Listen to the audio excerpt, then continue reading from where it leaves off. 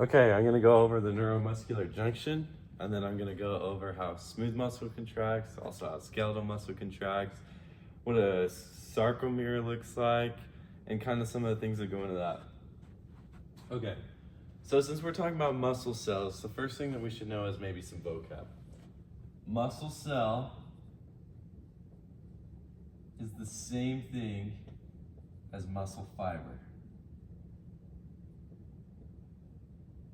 And muscle fiber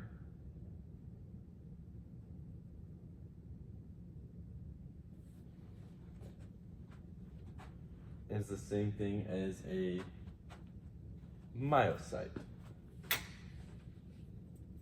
Okay.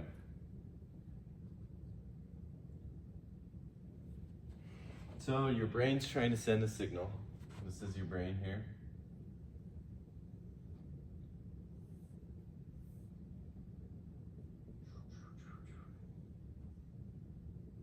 Sends a signal down here. Sorry, that goes the wrong. This is your upper alpha neuron. And then it's going to send a signal this way to a bunch of cells, to a muscle. I'm going to draw that like this.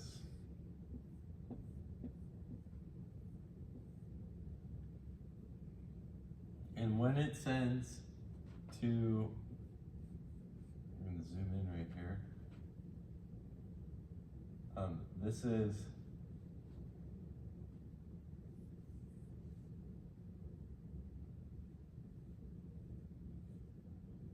a motor unit. And the motor unit is a group of muscle cells innervated by the same neuron.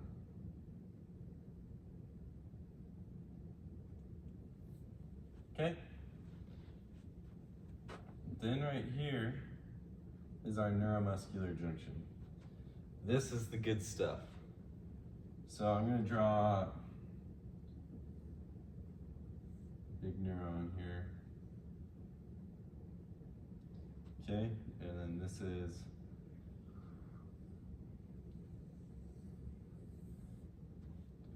where it all comes together.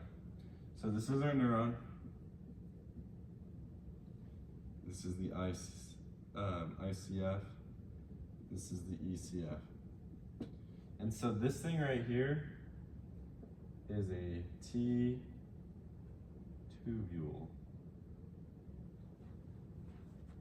And what that does is it allows for when the action potential comes for it to get deeper in the cell. Why does it need to get deeper in the cell? Because right here in our cell, this is our SR, our sarcoplasmic reticulum. And what that does is it houses a bunch of calcium in a place called the calciquetria. So all you need to know, big time calcium in that guy. Okay? So how does this get going? That's where this comes in. We have an action potential, which we talked about last time. It comes and it starts a voltage-gated calcium channel. That in turn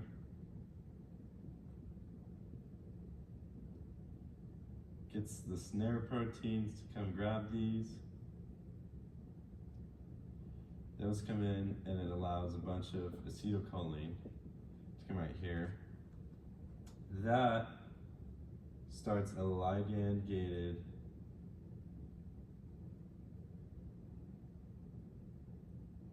sodium channel. The ligand-gated sodium channel lets a bunch of sodium in.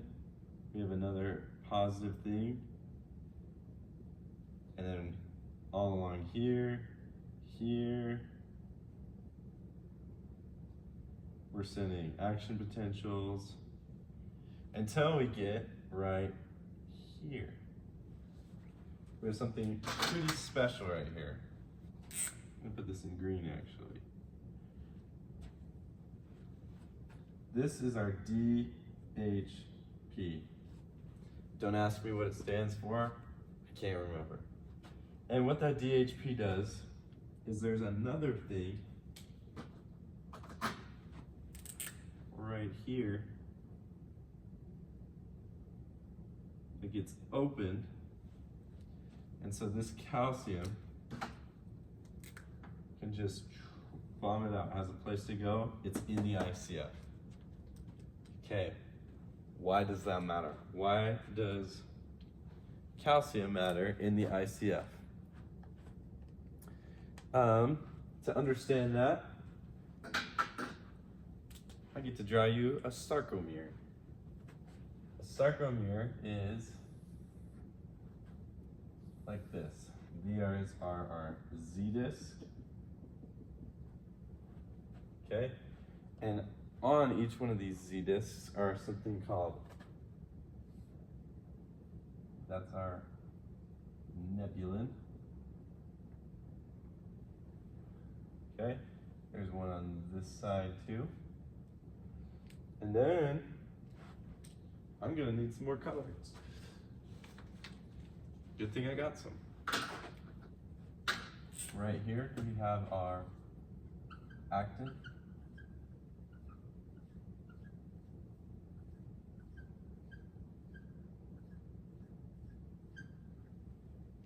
Okay.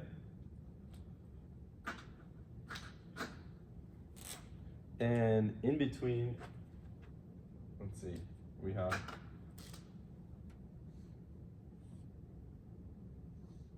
some titin.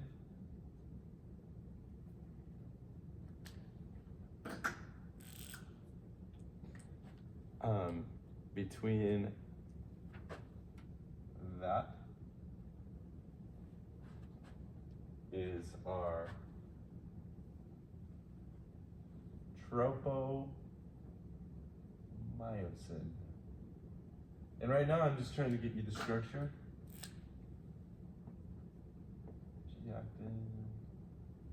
Okay.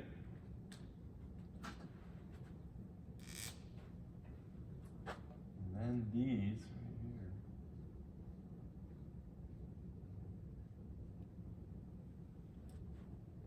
here. That is our myosin.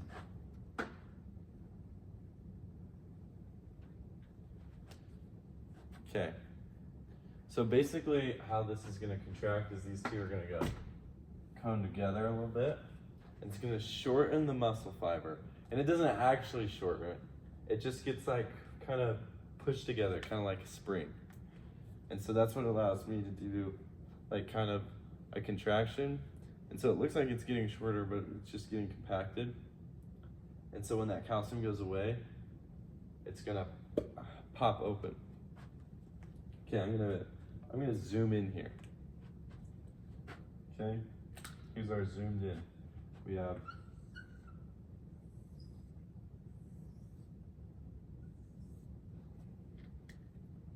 our actin,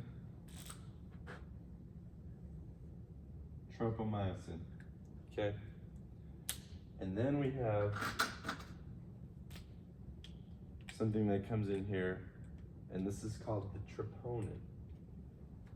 Troponin comes one here, one here, one here. This is T. This is I. And this is C. So what that's going to do is that's going to come attach right here at the, you can remember I is actin. It attaches there. And the troponin, it's going to grab this tropomyosin right there. And so, right here, when calcium gets let in, it has 4 binding sites. 4 that one and that one are high affinity. What happens is this thing's gonna break open. It's gonna make a place where the tropomyosin kind of separates from the actin, and then all of a sudden we have a place for the myosin to go so that it can contract. And so we get what's called the cross bridge cycle. So this is all kind of everything coming together. I'm going to erase this now.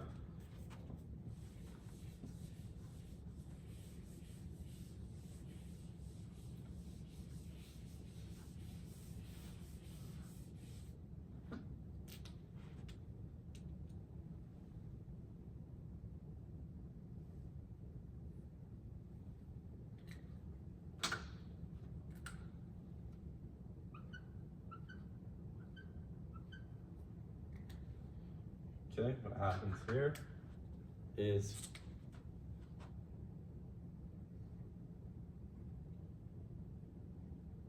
this now has a place to attach on here because tropomyosin's out of the way.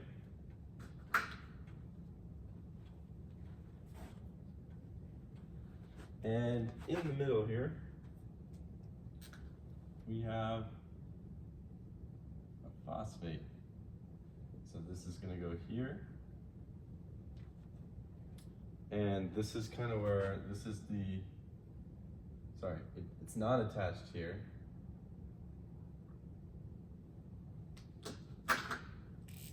This is the spot where we're waiting.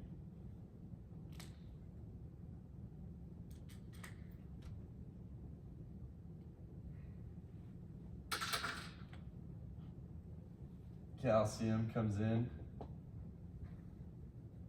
What happens is that opens up, has a place for it to go.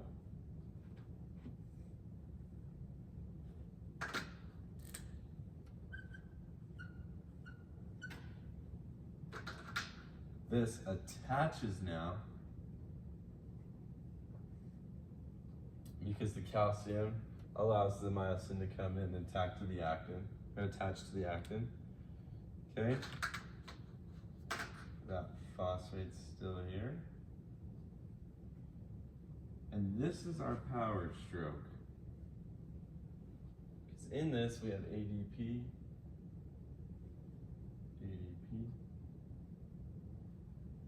The ADP and the phosphate are going to come off.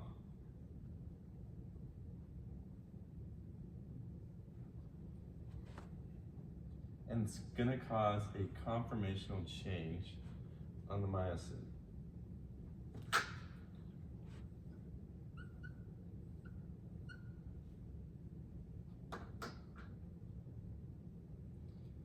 Okay. So now the myosin's going to look like that. And it's brought like this. Okay, I think I'm going to draw this on this side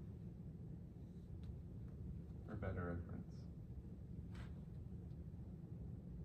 Honestly, I'm just not going to draw that because then you can look at it from either side. Okay?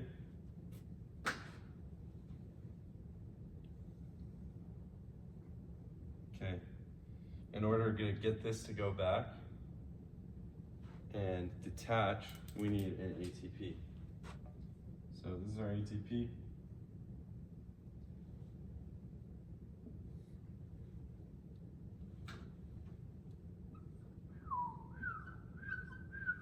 Yep. And so now this detaches, goes like that. We have our phosphate here, our ATP there, ADP there.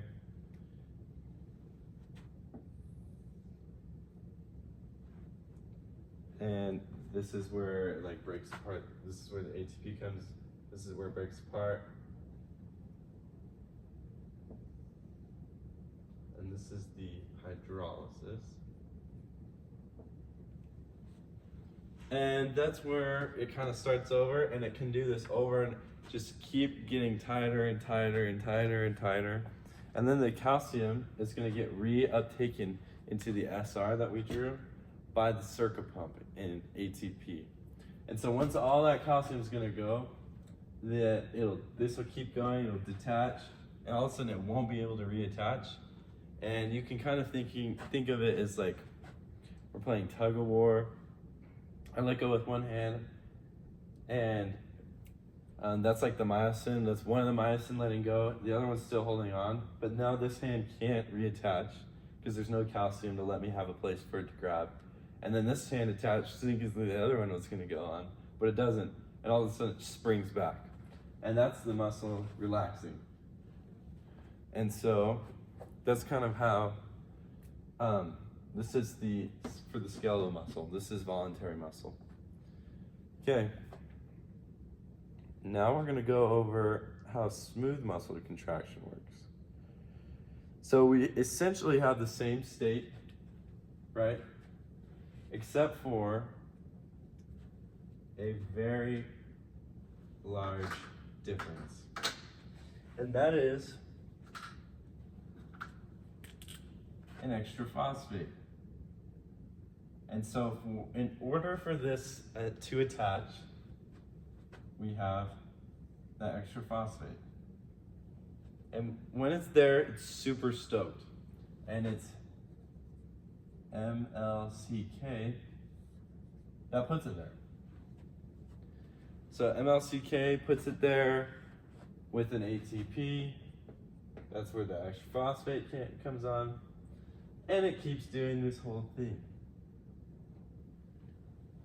And it's gonna go back here and do this, essentially the same state.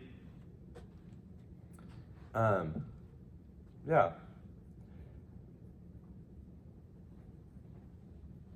But this is called the phasic state. There's something called the latch state. And that is when we need to hold something for a really extended period of time. So like a sphincter in your body. Something where it needs to be contracted for a really long time. And what's gonna happen is around here, that phosphate is gonna come off. And what happens is that ATP comes to make this contract again. And because that phosphate's not there, it's gonna go and it's gonna bounce right out. And it's gonna bounce, it's gonna keep doing that. Until eventually it gets back up, attached over here. And once it's attached, then MLCK can come and it'll contract.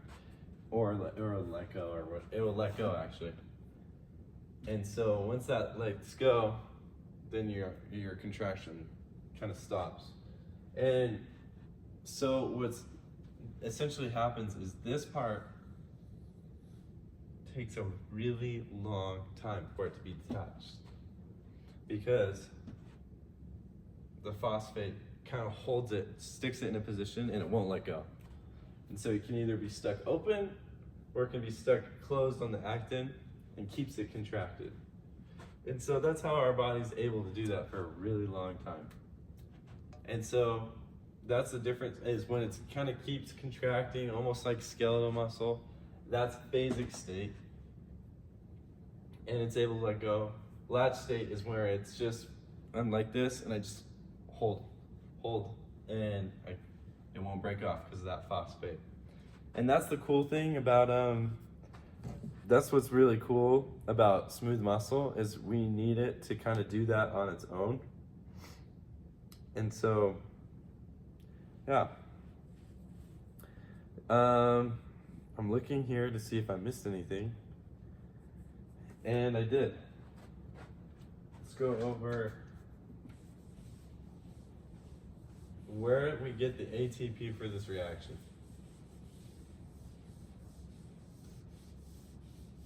We get the ATP from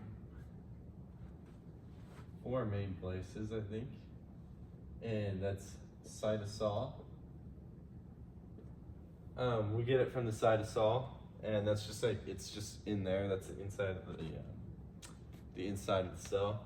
And this lasts us about 1 to 5 seconds.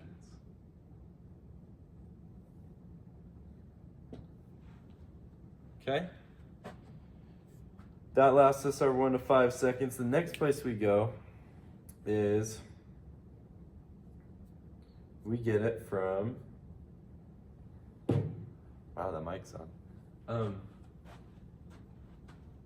We add creatine and we do kind of some stuff together.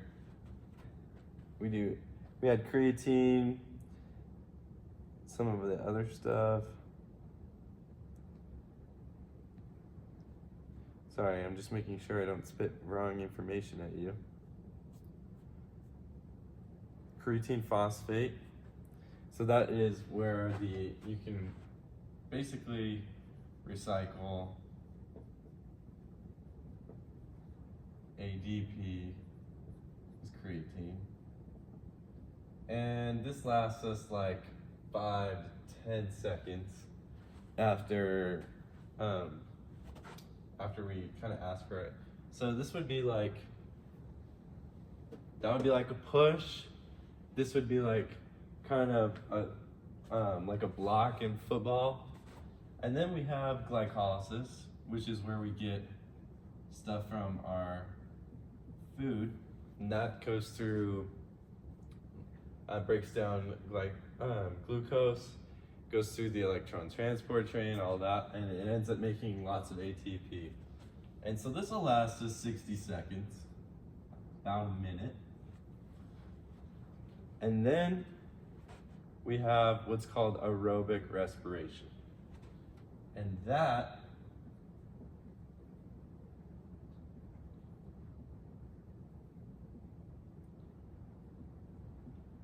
lasts us hours. Okay? And it mainly does this through the mitochondria.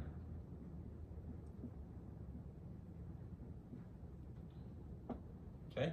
And this would be anaerobic then. And so obviously, as you can tell, this would be way more like better long term, and this is way more efficient for just quick movements. And so some of our body has different types of muscles. It has like fast twitch muscles and slow twitch muscles. The slow twitch ones are going to be better able to function on this stuff. A good example would be like the soleus versus the gastrocnemius. The gastrocnemius is like the outside one, and the soleus would be that inside one. And the soleus is what makes me able to stand. And so I'll be able to stand for hours and I'll be able to use that. Which the gastrocnemius is when I need to do like a quick movement, and I can use those. And those are more like, that's the difference between fast twitch muscles and slow twitch muscles.